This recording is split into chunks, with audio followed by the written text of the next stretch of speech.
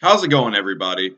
Due to some scheduling difficulties, Matt and I were not able to form a full episode of the Less is More Sports podcast. However, so you all don't go empty handed, Matt and I will both be posting a video where we give some of our thoughts of some of the things going on in the world of sports.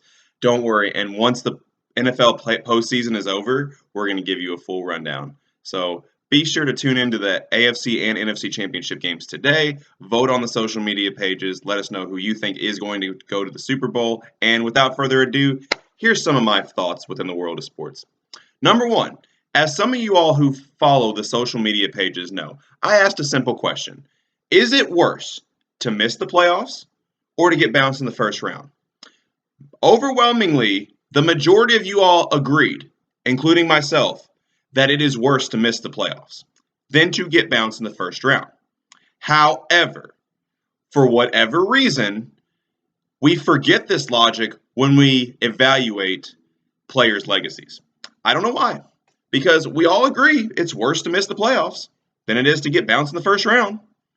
But for some reason, players that miss the playoffs get more of a pass than those who get bounced in the first round of the playoffs. I don't know if it's because the postseason, it's more global. We all see it.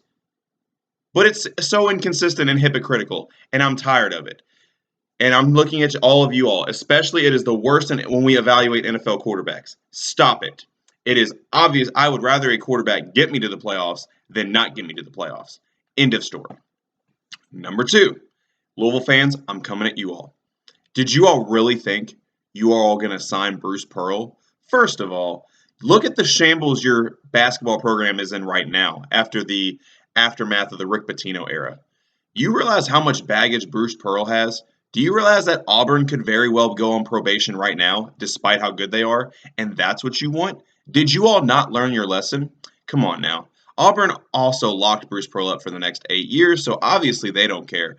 They're not a traditionally great basketball program, so the recognition they're getting right now is good enough for them.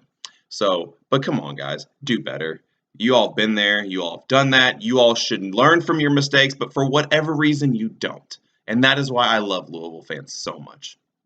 Number three, the Baseball Writers of America Association, you guys are a bunch of self-righteous boomers. I don't care if Barry Bonds or Roger Clemens took a magic pill that made them only hit home runs and only strike people out.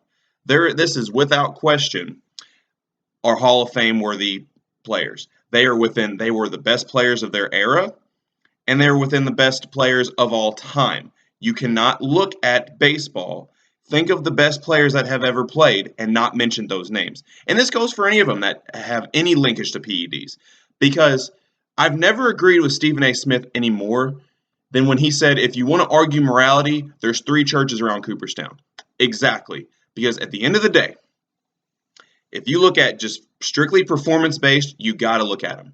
Because if you all want to hold PEDs against players that much, it only tells me that you do not understand how PEDs work. End of story. Number 4, as you all know, I'm a Colts fan. So I'm here to wish former Colts defensive coordinator Matt Eberflus a successful tenure with the Chicago Bears. I'm sad to see you go, but I'm happy to see you get a start as a head coach because this was a long time coming. I knew Matt Eberflus was going to be a head coach one day ever since the Colts, led by Jacoby Brissett, I might add, knocked off the Kansas City Chiefs in a defensive battle. Matt Eberflus started getting a bunch of buzz as a future NFL coach, and he finally is getting his opportunity. I'm happy for him, but I'm sad to see him leave, and now I'm currently not a fan of who the Colts have been looking at defensive coordinator, but I hope I'm wrong. Number 5. We're going to talk about how my Miami Heat are the number 1 seed in the Eastern Conference, and I absolutely love it. What is so scary about this team is that our core 4 players of Jimmy Butler, Bam Adebayo, Tyler Hero, and Kyle Lowry have only played a combined 12 games together, but yet they still have the best record in the East. They have pulled up guys from the G League, guys that they have developed within their developmental programs, and are getting an opportunity and have just chipped away and won games. Eric Spoelstra continues to prove that he is one of the best at getting the most out of his players, And when this team is fully healthy, oh, wait, I'm getting ahead of myself. Hold on, I'm getting ahead of myself. We still haven't even seen Victor Oladipo play yet. With this team is fully healthy in the postseason, watch out. They're going to make some noise. You know, I predicted the Lakers in the preseason, but I don't know. My Heat are looking pretty good. Also, sorry to all you Bulls fans that watch this podcast. I feel sorry if y'all got to pay us in the postseason.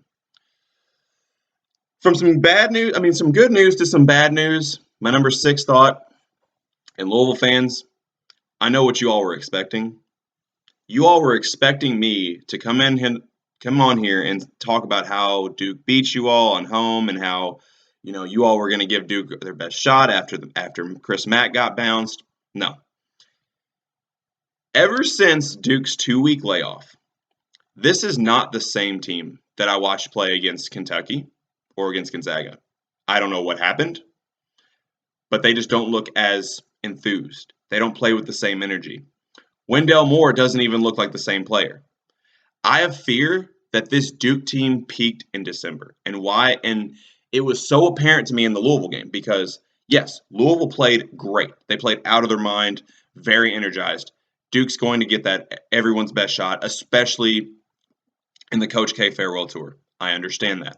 However, even the things that have troubled Duke all season long, like rebounding, the offensive boards, shooting from the perimeter, they were not issues against Louisville, and yet we still only won by single digits. This is a team with 9 losses on the season. This is a team that I expect to send Coach K out in style with his 6th championship. Right now, it's not looking good. So I fear that maybe Duke has peaked in December. And I'm not good because, like I said, I want to see Coach K ride out in style. It would be so appropriate to end his career with his 6th championship. And also, this isn't really another point, but I just have to ask. What is going on with the Tom Brady situation? Is he retired? Is he not retired? Because if you look on ESPN, you think he's retired. But you listen to his dad, he hasn't made his official decision yet. So what is going on? That is all I got. Stay tuned for Matt's takes.